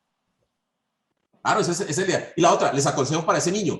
A ese niño tómele un ecocardiograma, porque si ese niño tiene una hipertensión pulmonar asociada a su displasia broncopulmonar, el tratamiento no es dexametasona, o sí puede ser dexametasona, el tratamiento es sildenafilo. Y lo lograrías estudiar más fácilmente. En los prematuros solo que se coloca, aquí hay una pregunta de dexametasona, ¿en qué momento se coloca? Solo se coloca después del 7º día. Ya Cochrane demostró que antes del 7º día incrementaba el riesgo de parálisis cerebral 1.7 veces, por eso no lo colocamos y se dejó usar en la primera semana de vida. ¿Qué hay con la aplicación de sulfato de magnesio para la neuroprotección? Ah, claro, eso es para la mamá, se la colocan al mamá para la neuroprotección del bebé, claro. Ese es el protocolo de los ginecólogos. Pero yo lo que hablo es de la protección que hacemos nosotros, ¿sí? No, ya nos entregan al bebé, ¿qué hacemos nosotros? Les doy un ejemplo ahorita lo que está saliendo de moda. Lo que está saliendo de moda es que la eritropoyetina ha demostrado disminuir hemorragia intraventricular y enterocolitis y algo de displasia broncopulmonar. La eritropoyetina, colocada desde el momento del nacimiento. Entonces, una medida protectora, neuroprotectora, en algún momento de pronto va a ser colocar eritropoyetina. Por ejemplo, como hacen los protocolos de los canadienses. El protocolo de los canadienses de 0 hemorragia intraventricular. 0 hemorragia intraventricular de ellos es colocar, no manipular al niño, colocarlo en la posición de la cabeza neutra, elevar la cabecera, ¿sí? No dejarlo en bajo, sino elevar la cabecera, y colocarle hidrocortisona desde el momento del nacimiento y eritropoyetina. El trigger adecuado para ventilación AC con volumen garantizado en prematuro extremo para evitar el autociclado. 0,2. Comentarios sobre trigger en ventilación mecánica intermitente. Pues recuerda que no, nosotros lo cuadramos, pero no lo modificamos, ¿sí? Tú dejas el 0,2 y no lo modificas. ¿Qué tan efectiva es la nebulización con epinefrina? Bueno, ya lo dijo, ¿no? Sí. Perfecto. En el destete del adulto no se recomienda usar modo SMB Y en neonatos, no lo mencionó. En el ejemplo, entonces, recuerden, si estoy en asistido controlado, no necesito pasarme a SMB para el destete del ventilador. Si estoy en volumen garantizado, el volumen garantizado desteta automáticamente al niño. Pero si estoy en SMB, ventilé directamente en SMB, pues dejo SMB porque ese me ayudaría. ¿Qué le ayudaría para estudiarlo, para facilitarlo? Ponerle presión soporte a ese SMB. ¿La neumonía se comporta como una enfermedad obstructiva o restrictiva? Pues imagínense que la neumonía cuando consume surfactante, se comportaría como una enfermedad que tiene compliance baja cuando consume el surfactante, que es la mayoría de escenarios. Saludos, doctor. Yucatán, México, Venezuela, Margarita. Mira, ahí dice, bebé de 34 días con 2 días, esquema DAR, se fracasó el esquema DAR, 1300, sigue en ventilación con volumen garante. Perfecto, tómale un ecocardiograma, debe tener hipertensión pulmonar y le puedes asociar sildenafil. Y la otra, vean mi charla de displasia, le puedes adicionar un ciclo de 3 a 7 días de diurético. Imagínense que ahí hay una vaina de las atelectasias recurrentes, ¿sí? En pediatría hay publicaciones de la dornasa, alfa-dornasa, para disminuir las atelectasias, la recurrencia de atelectasias. Pero cuando tú vas a buscar la L-dornasa en neonatos para atelectasia, no hay evidencia. Imagínense. Entonces, claro, si el neumólogo y en todo llegan a una junta y definen que van a colocar L-dornasa ante una atelectasia persistente, pues toca hacerlo. ¿Qué se hace en este momento con las atelectasias persistentes? Las montamos en ventilación de alta frecuencia, ¿sí? Acostamos al niño y la atelectasia queda arriba y ventile esa parte, ¿sí? Se le hace la terapia física que tiene que hacer y el paciente se seda. Y a veces lo que hacemos es monointubar la atelectasia y darle ventilación de alta frecuencia para reclutarla. Sale más barato que la L-dornasa. ¿Se puede utilizar de inicio BAFO con volumen garante? No. No. La patología que me quieren hablar es hernia diafragmática. ¿Qué pasaba en la antigüedad? Antigüedad es antes del 2018. En la antigüedad nacían las hernias diafragmáticas y las metíamos de una vez en alta frecuencia y alta frecuencia con volumen grande, ¿sí? Llegó un estudio que es el estudio Vichy 2018 y encontró que los niños que metíamos en ventilación de alta frecuencia de una necesitaban más aporte inotrópico y más aporte de vasopresores y más aporte de vasodilatadores pulmonares versus los que necesitaban ventilación convencional. Entonces, ¿qué dejó el último consenso de hernia diafragmática? El europeo, de Eurocouncil, de europeo, y el canadiense del 2018. Una hernia diafragmática nace y la pongo en ventilación convencional. Si cumple los criterios de falla de la ventilación convencional, que ya lo vimos, ahí sí lo monto en BAFO, en ventilación de alta frecuencia. Ahora, me picaron la lengua. Ventilación de alta frecuencia con volumen garantizado. Acaba de salir un metaanálisis de eso este mes. Y en neonatos, el volumen garantizado dice, no hay suficiente evidencia en este momento, porque son más o menos 8 estudios, no hay suficiente evidencia de colocarle volumen garantizado a la ventilación de alta frecuencia. Sin embargo, no obstante, cuando le colocas volumen garantizado, el paciente tenemos mejor control del CO2, ¿sí? Tú haces que la CO2 no sea tan fluctuante, puedes controlarlo mejor. Entonces, date cuenta que si tú tienes un niño en ventilación de alta frecuencia y no logras controlar CO2 porque sube, baja, ponle volumen garante. Doctor, ¿y cómo podríamos calcular el volumen garante en BAFO? El volumen garante en BAFO es igual al volumen del espacio muerto. Es entre 1 y 1.5. Excelente. Sí. Otra pregunta, ¿el valor del CO2 se consideraría como hipercapnia en prematuros menores de 1500? ¿Qué valor de CO2? ¿Qué valor de CO2? Por encima. El CO2 por encima, pero te recuerden que hipercamia es por encima de 60-65 con pH normal. Con pH normal, para que hables de una hipercamia permisiva. Cuando ya tiene alteración del pH, es una acidemia o una acidosis que llaman una acidemia respiratoria y tienes que actuar. Relación entre el número de dosis de surfactante y setting de ventilación mecánica. Número de dosis de surfactante y setting. Bueno, le cuento que normalmente las publicaciones demuestran que con solo 2 dosis de surfactante, perdón, depende del surfactante, con 2 dosis de surfactante tipo Survanta, tiene la efectividad para lograr disminuir los parámetros ventilatorios. En comparación con una sola dosis de Curosur.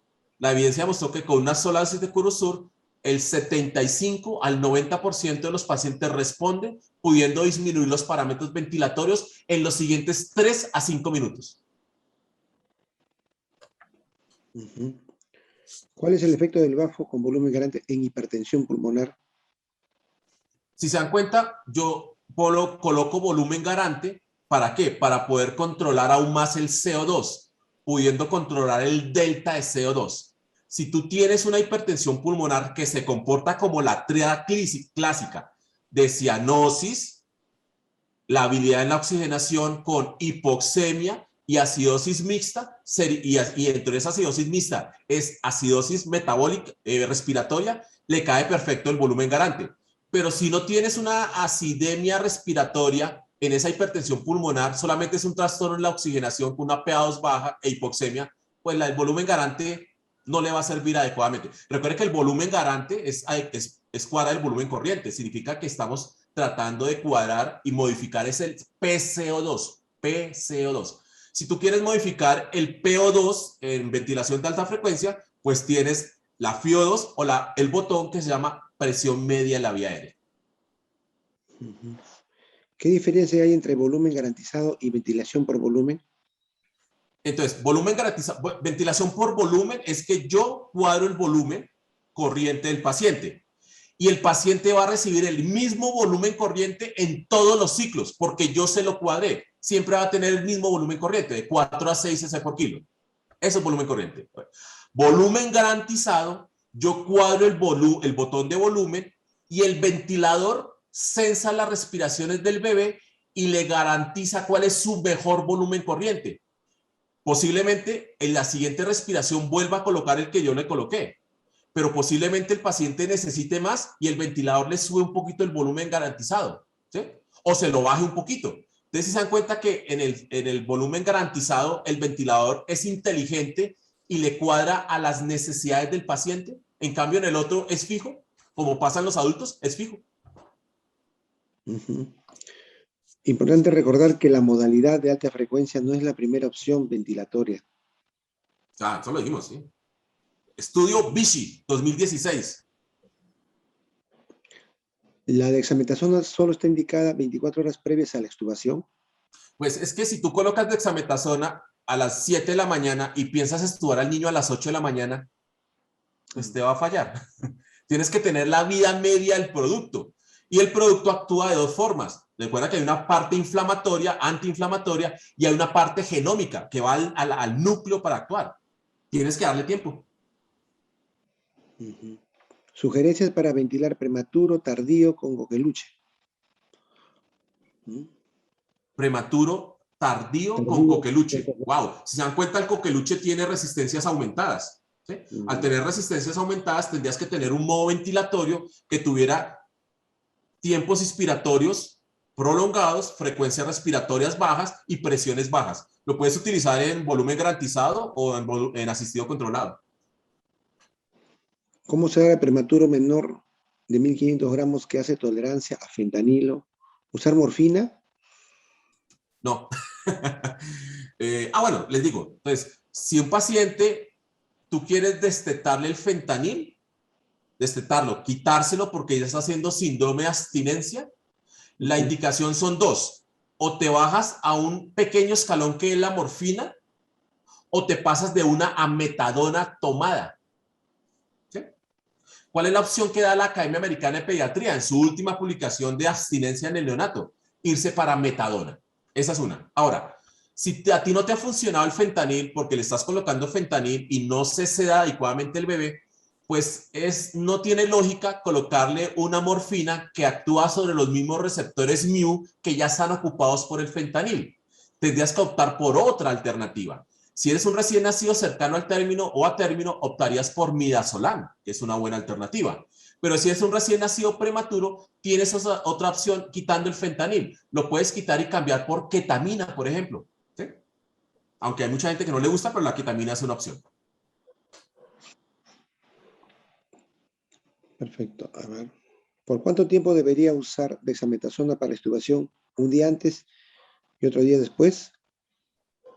Pues recuerde que es 24 horas antes. Después de extubar ya no sirve. ¿Ve? Porque recuerde que la dexametasona evita el CRUP, pero cuando ya está el CRUP, le estamos dando, ya no le das dexametasona para extubar, sino que cuando ya hace el CRUP, tú le das dexametasona para el CRUP. Entonces nos copiamos de la dosis de pediatría de adulto de colocarle 0.6 miligramos para la dosis de dexametasona para el CRUP. Pero eso es después de haber extubado al niño. ¿Fentanil y pancuronio es adecuado para los niños con ventilación?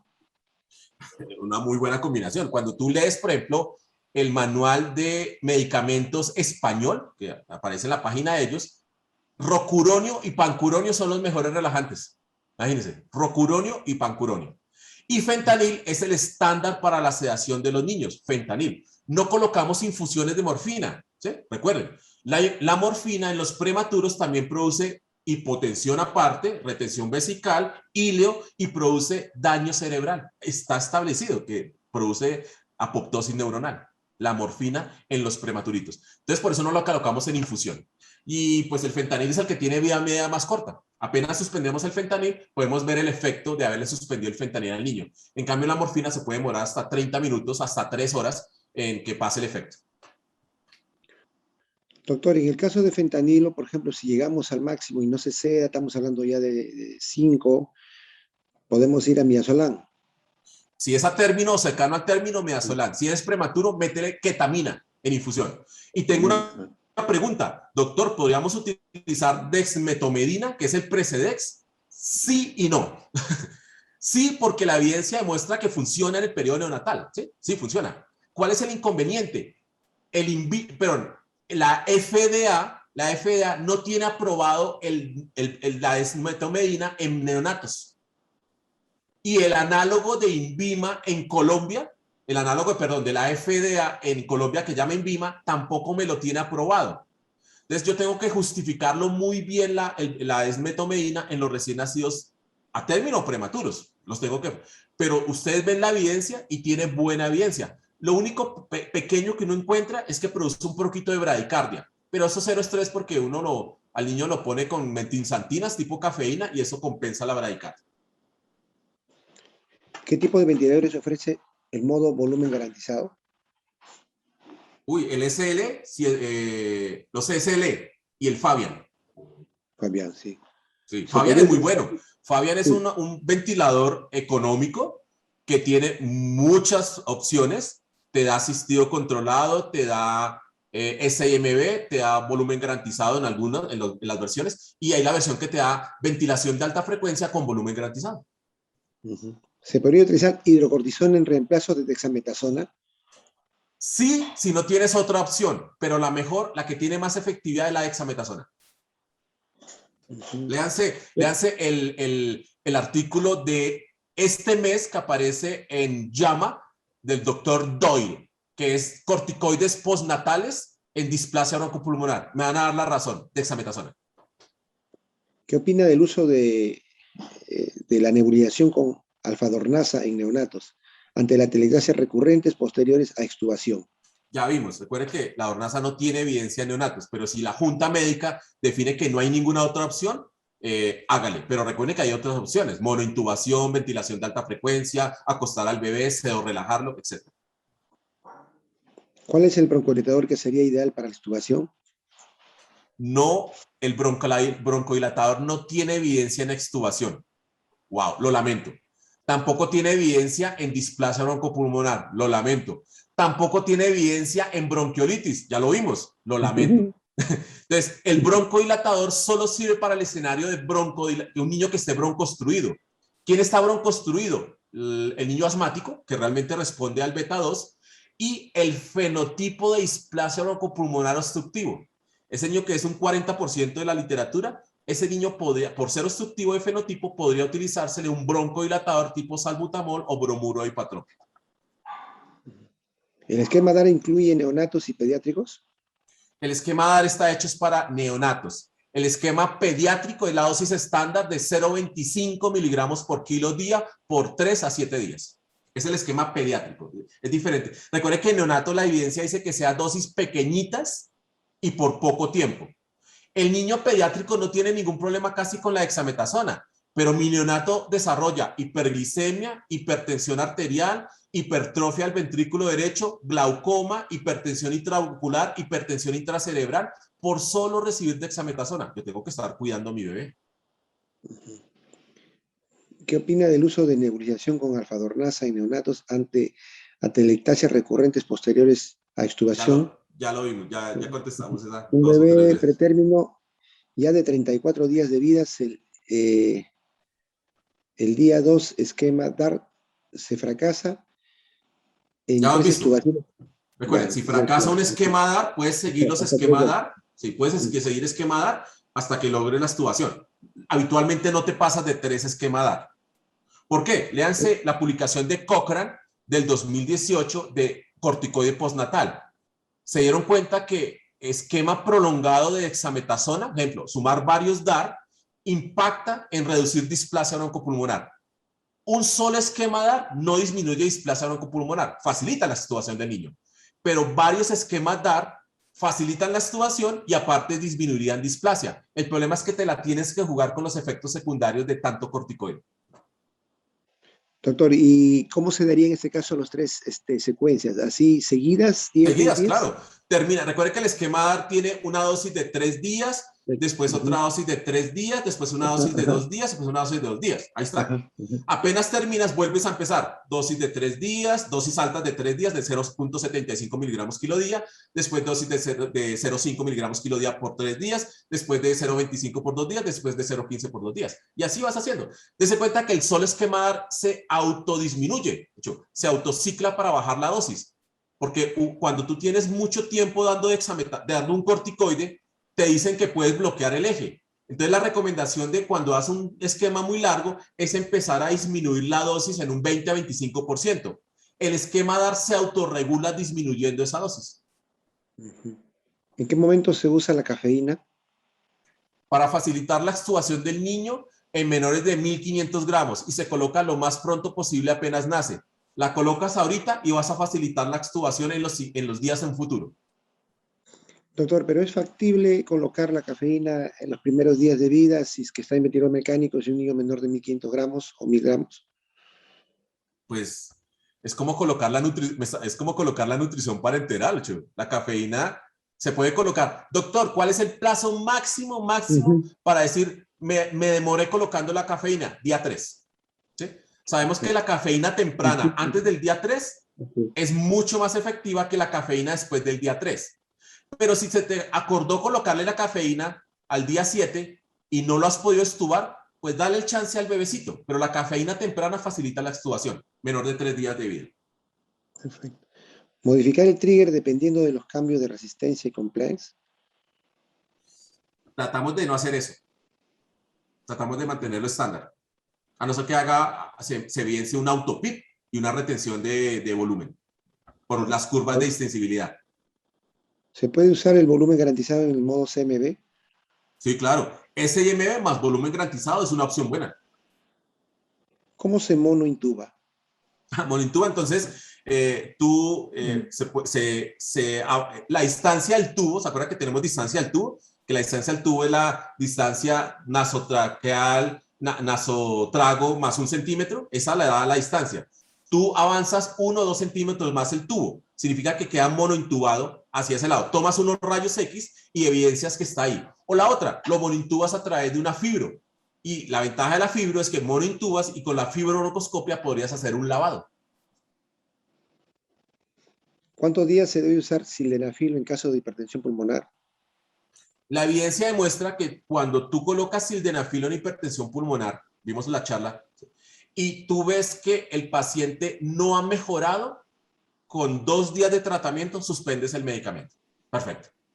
Ahora, si lo colocaste y mejoró, tienes que ver la mejoría. ¿Cuál es la mejoría? Hay 2 formas de verla. Que la PA2 se eleve. Eso lo puedo determinar a nivel de las gases. O la otra, que la presión de la arteria pulmonar se reduzca en un 20 a 50%. Eso tendrías que determinar a través de un ecocardiograma. Significa que no hay un tiempo estándar de cuánto tengo que utilizar el sildenafilo. Lo que hago es tomar gases y o ecocardiograma para mirar cuál de los 2 parámetros ha mejorado y en ese momento suspendo de forma abrupta el sildenafilo. Están así que uno no debería mandar neonatos con sildenafilo para la casa, para hipertensión pulmonar. Ese es más un medicamento de línea de manejo de hipertensión pulmonar severas y Eisenmenger en pediatría.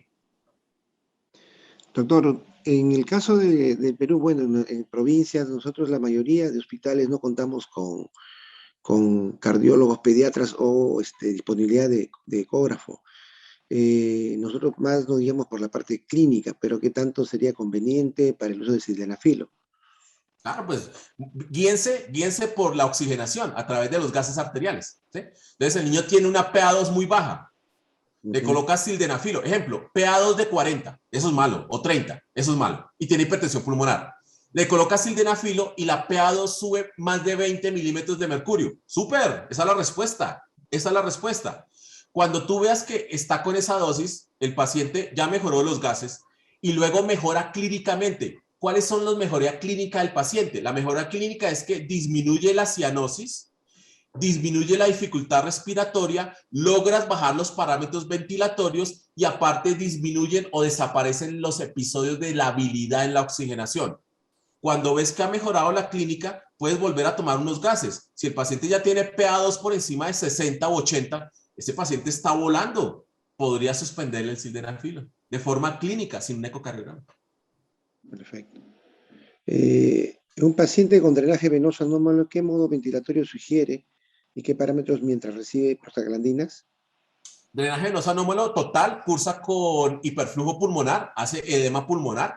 Ese paciente necesitaría tiempos respiratorios, frecuencia respiratoria, necesitaría presiones altas, si se dan cuenta, y como es una enfermedad que podría necesitar tiempos respiratorios prolongados con frecuencias respiratorias bajas, cuando hay mucho edema pulmonar. Neonato con COVID severo, ¿se puede usar surfactante? Sí, léanse el protocolo chino del 2020, enero del 2020, en el cual dice utilizar surfactante en el escenario que necesite surfactante a dosis altas.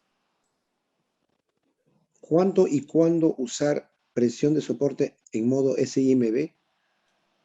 Si tú quieres mejorar, facilitar la extubación del paciente SMB, hacer que tenga menos trabajo respiratorio y disminuir los días de ventilación mecánica, colócale ventilación con presión soporte.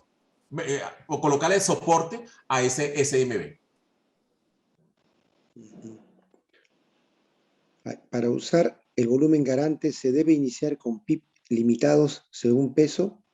¿PIP altos? Sí, recuerden que el pico máximo es de acuerdo al peso del niño. Entonces, puedes tener picos de 18, 20 o 25 como máximos en volumen garante, de acuerdo al peso del niño. Esta pregunta usted lo repitió acá. ¿Sugiere algún protocolo de estete? Protocolo de estete, bueno, hay publicaciones que dicen que tú tienes que, protocolo, bajar los parámetros. Entonces, el protocolo general es bajar la FiO2, luego bajar el pico, luego modificar la frecuencia respiratoria y cuando ya están en los mínimos, ahí sí poder extubar al paciente.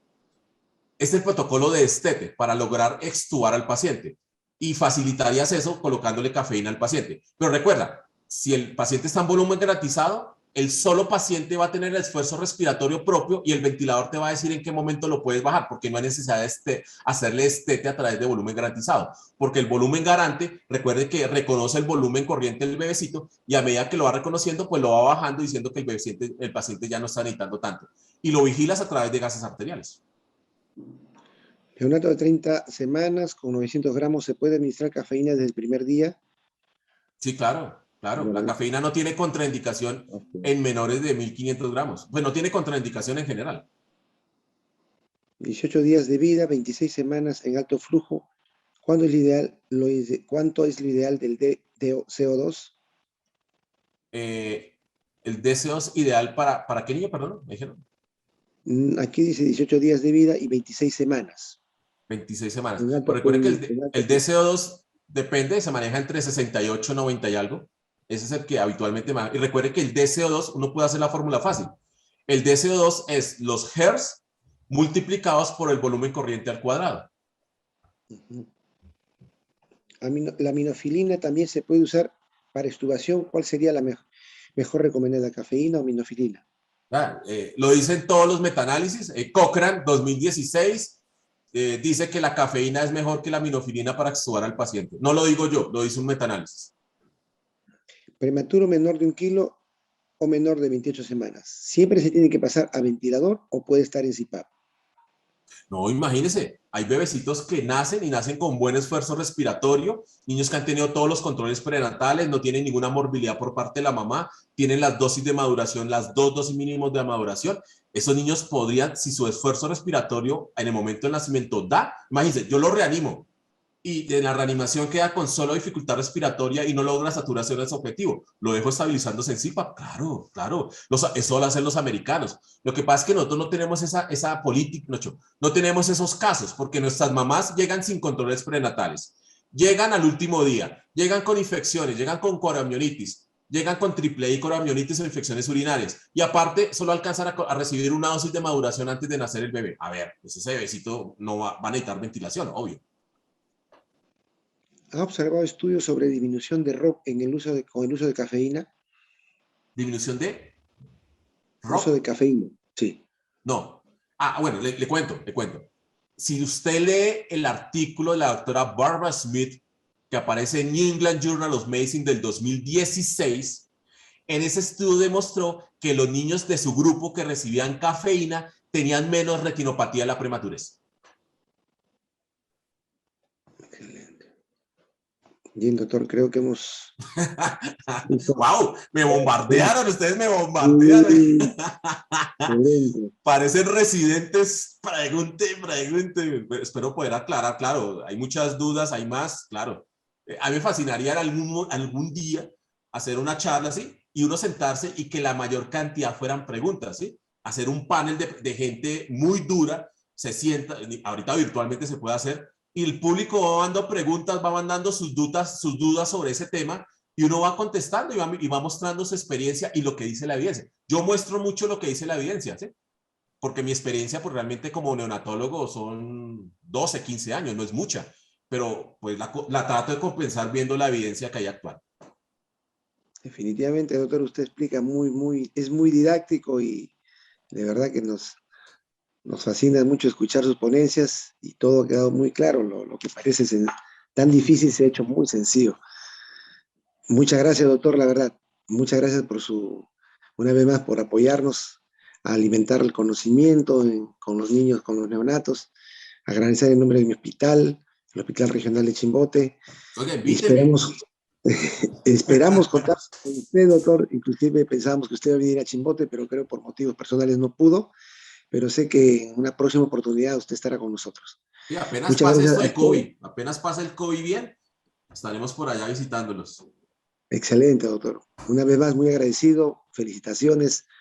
Que sigan los éxitos y bueno, estaremos en comunicación en cualquier momento. Gracias a todos los que han participado en esta excelente ponencia. Muchas gracias a usted por Buenas sus noches, palabras tan muchas gracias. amables. Gracias, Juan Muchas Carlos. gracias, doctor Gracias por Héctor. el hosting. Gracias, Juan Carlos. Muchas gracias, Excelente. doctor César. Muchas gracias. Feliz noche. Feliz noche para Buenas todos. noches. Gracias, Farma Buenas Hosting, noches. por la invitación, por dejarme hacer lo que me Gracias. gusta.